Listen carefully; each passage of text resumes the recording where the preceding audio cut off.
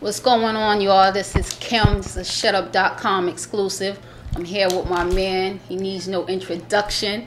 But for y'all who, I don't know, maybe under a rock or whatever, or know nothing about hip-hop, this is the God MC Rakim. Yes, sir. Peace, Kim. How you doing? I'm very good. I'm good. Right. What's going on? Just came off stage, a little tight, but feel good, you know what I mean? Got the new album out, just trying to stay focused and do my thing, bro. Okay, so I've been getting all types of feedback about your new album, and everybody's like, "What's going on with it? Rod dropped the album, da da da," and so not that many people know about it. Yeah. So I've been tweeting it crazy. You ain't on Twitter, are you? Well, my label kind of set up a Twitter account, but I don't really. Are you the Eric B and Rakim Twitter? Cause I tweeted. And they said it was verified, and I hit it like, I know this ain't Rod, this must be Eric. Exactly. And they hit me back and said, well, you psychic, so you should know who it is. So I was like, all right, whatever. Yeah, just so, my people take care, the accounts and check up on it just to make sure that the fans is, hitting us and we getting the proper information, you know what I mean? But, yeah, the new world of communication is a little too much for me. I can't even keep up with my phone, you know what I mean? Okay. I saw a video of yours on World Star Hip Hop with Mano. No doubt. Is that the new single that you're pushing right now? Yeah, no doubt. Walk these streets. Big up to Mano. One of the single that's out right now, and we gonna push that. Yeah, and what I did, I went and got my own label. I did it a little different. I ain't go to the major labels for it. It took me a while to get it popping. You know what I mean? What I did is went to investors and got some paper. And, we're going to launch the label sometime in February. And I want to explain to people what I did and what's so different about the way I went about getting my label, you know what I mean? So that's some of the reasons why, it's taking a little slow for the first, the due date and everything like that. But we about to launch everything. We got the video coming out. It's about to hit MTV, BET, and all that. And I'm on my 2010, and it's on the popping. Okay. So you're known as the hip hop recluse. Like nobody can ever find you. All right. So since I found you, I sent out messages and I posted a blog and I asked people to send me questions they have for you. Okay. So I got a gang of questions. Get it popping. First one is, how do you stay so relevant throughout so many eras of music? I think that's just trying to, stay focused, as far as what's going on. I try not to get caught up in what everybody's doing, but just try to stay, focused with the streets and keep my ear to the street and see what the streets is doing and what's dictating the street, and I try to stick to that. So when I do speak, at least, it's people that can, identify with what I'm speaking on, or maybe they went through it or might have heard about it, you know what I mean? So, just trying to stay focused and in everybody's head and let them know I go through the same thing, Who are you listening to right now?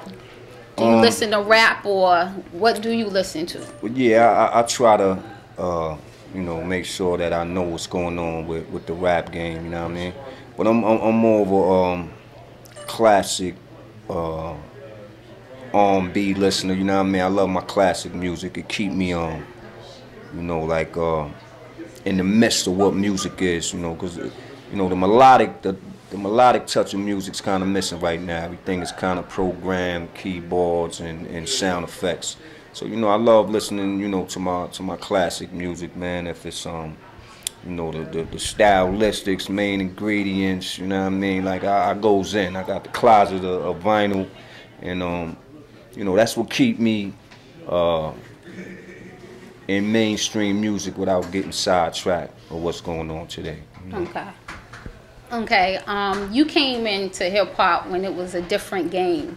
It seems like now, like I remember a long time ago, you said like nobody knew who you was on the tour bus and stuff, and you was like, I don't care if they don't know my face as long as they know my music. Exactly. Now people want to be known whether they know their music or not. So how do you feel that has impacted hip hop and what we have and what's being represented now?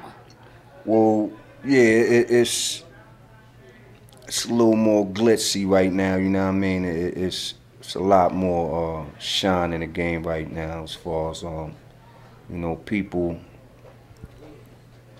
flossing. You know what I mean? You know, everybody getting they floss on right now, but always been laid back. You know, that's you know, some of the reasons why I always I don't want to say took my time, but I try not to let the game pimp me. You know what I mean? I just like writing rhymes. I like making good music, and you know, that was it. I try not to get caught up in the fanfare and the extraterrestrial BS that was going on in the game. It's hard to stay grounded in hip hop. You know what I mean? So by staying away a little bit, falling back, you know, keeping in touch with some of the things I feel is important, you know, that's what keeps me grounded. Okay. Back to another question is, they wanted to know, are you speaking at any conferences or colleges on hip hop or the art of being an MC? They say there's some schools that have classes about you. Word up. Yeah, I've been, you know, people been kind of, you know, telling me lately, you know, they got classes on some of my work. And, you know, that's a blessing right there. You know, you think of, you know, where hip hop comes from, and one of the last things you think of is education, which is unfortunate, you know what I mean? But it's good to, you know, put music out in a genre that's so grimy and have, you know, from, you know, kindergarten kids to college kids, or, you know, looking over your work and studying it and analyzing it, you know what I mean? It just makes me know that more people is listening than just hip hop. So, you know, I work a little harder so I make a little more sense, you know what I mean? All right. Another question, a little lighter, is somebody asked me, do you ever smile? They said in all these years they've all the never time. seen You know, if they hung out with me, they after a while they'd be like, right, that's enough smiling, man. If somebody see this, we made, you know what I mean? But, you know, I love having fun, you know what I mean? My kids will tell you I'm like a practical joker in the crib. I'm always teasing the kids, always, you know, starting trouble. But you know, it's I think my upbringing and the things I've been through, you know, kind of left a impression on my gestures. But I'm a laid back dude. Love having fun. Love getting my teeth, you know, showing my teeth when I need to. But you know, sometimes when you out in the street, especially when I'm working and I'm getting on stage and I'm, you know, doing my thing, yeah, most of the time I got my game face on. But it's all love, man. Holla at your boy. Okay.